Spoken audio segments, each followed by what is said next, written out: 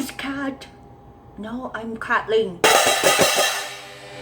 So I took the liberty to call this Daniel Grodnik. If you guys did not follow up on it, he is a producer. He's in fact considered a big-time producer. Why? Because he's registered with the Producer Guild of America. So I consider that big time. Not anybody can just walk into the Producer Guild of America and say, I want to be a producer. You have to have, in fact, I could never do that because I've never really leeched off people and make them work in the hot sun in Pomona, in Harbor City or San Pedro. He made his crew go all over the place, and now he's vanished. I called him Daniel Grodnik. So yes, he is the raiders of the crew, and not the cast, because nobody waste their time and try to mess with SAG. So this independent film thing is really way out of hand. It's out of control. And I did talk to this Grodnik person. I think he just pulled a Miller on me, like, oh, my crew didn't get paid. Oh, that's not right. Well, you're on the fucking set every day.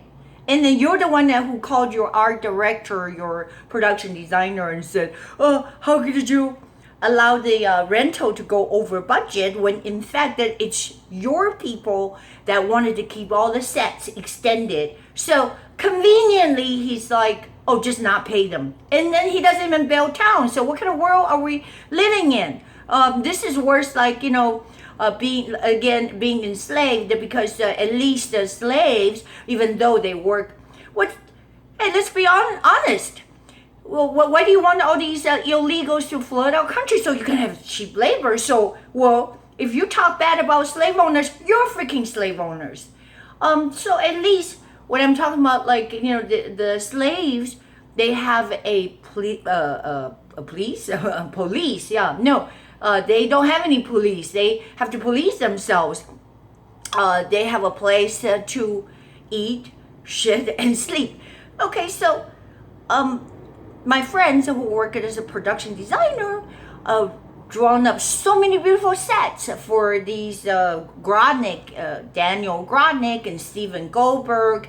I think the other person who also came on board as a producer, also stunt person, is Joshua Tassier. So we're just pleading, because it's not like my money.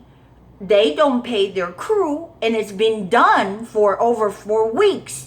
And these people are like starving. I mean, literally. They cannot pay their house rent. They cannot pay their insurance. And they have to worry about stressing and hounding this guy for paying them minimum wage. Literally, minimum wage. Because they work in a hot sun, 12-hour day. You have to drive there to Pomona, like Raw SI Studio. That's like 2 hours. And fighting traffic. In fact, my buddy who worked as a production designer, this is why I'm so mad. He went out his ways to shop deals for them, meaning like if they want a set like involves Christmas gear, another set involves some gym. He made all the drawings and designs, and those would cost thousands of dollars. And these people got away with pennies, literally.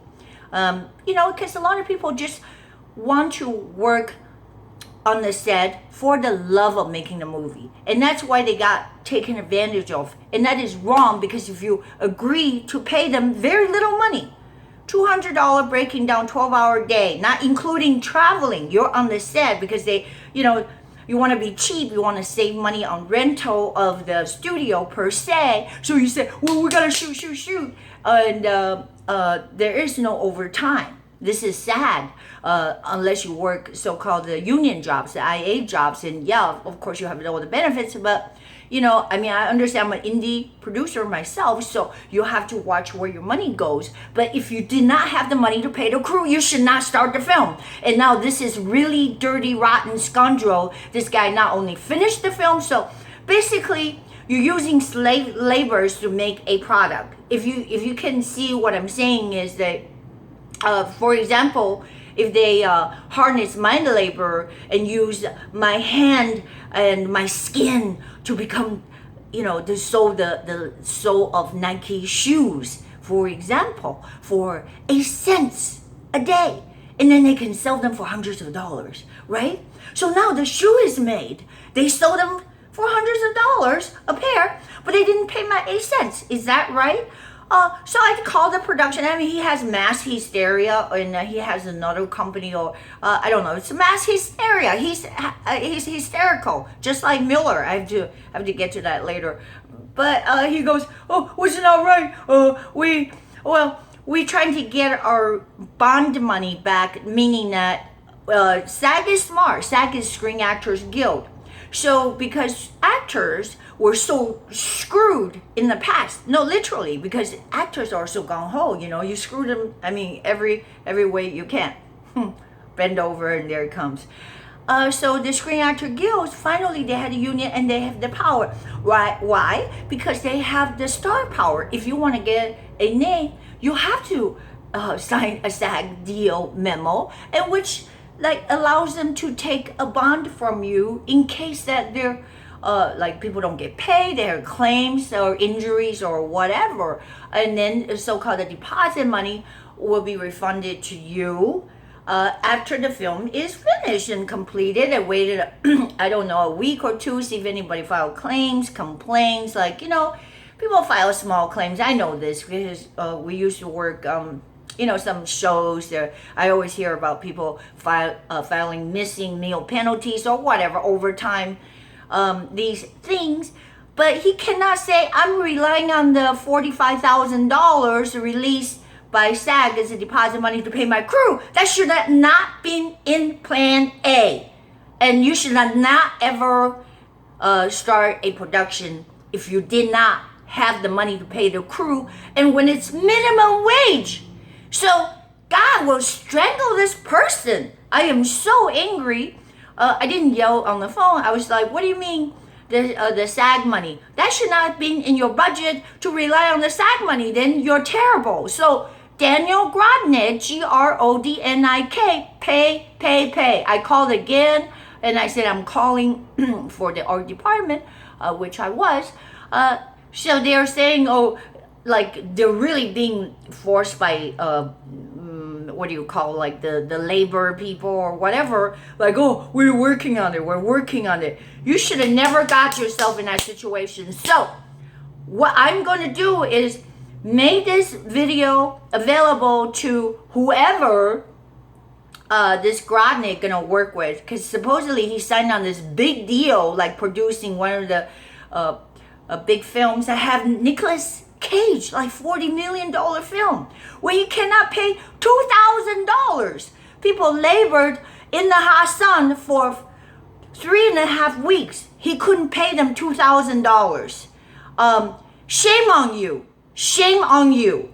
So no matter what, sell your fucking car if you have to. I don't care what. Pay your crew on this shoot. Okay, I'm very angry. Not that I'm owed money. I have not heard of anything like anybody bully other people. And it's not just slavery, it's also deceit. So my friend has to pay for maintenance, and actually got a ticket because he was hustling to get different props from a prop house into Pomona. So going back and forth on 210 highway, he went maybe a little fast. I don't know, but he's got a $250 ticket and had to go to traffic school. So the blood is on your head, Grodnik. If you don't pay them with interest, we're gonna come after you.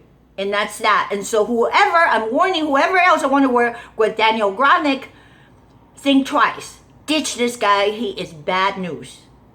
Okay, I'm gonna start another video regarding Mueller. I mean, this Grodnik guy just remind me of Mueller. I don't think they really are dementia. Oh, that's not right. Mueller? No, I think they're plain dumb. That's what I think, and you're not gonna get away with it.